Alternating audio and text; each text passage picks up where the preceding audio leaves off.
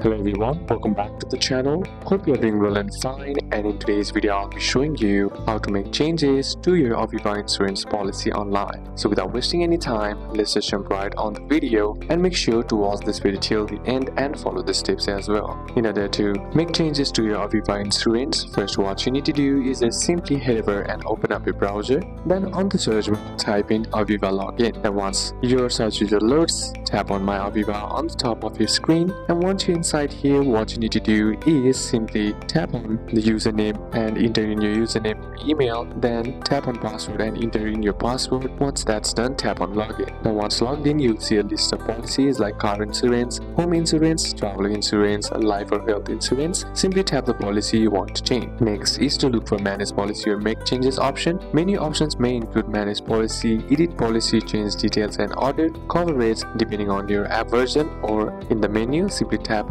the option to start changes. Now in order to make changes for home insurance, update home address, change contents value, add or remove items, and add optional coverage. For car insurance, add or remove drivers, update annual mileage, change coverage option, and update car details. For personal details, update contact info from phone, email, and address, and change the payment method or billing date. Lastly, all you gotta do is review your changes. The system will show new premium account, updated coverage, started of the changes. Check carefully before confirming. Then lastly, confirm and save. Simply tap on confirm, save or submit changes, and you receive email confirmation, updated policy document as PDF as well. In order to download it, simply open documents or policy PDF and save on your phone or computer, or you can also print a copy if needed for your records. So these are a couple of steps that you can apply, and that's it for today's video guys. Hope this video was useful to you. Leave a like if it did, comment down any questions that you have, and see you soon on the next one.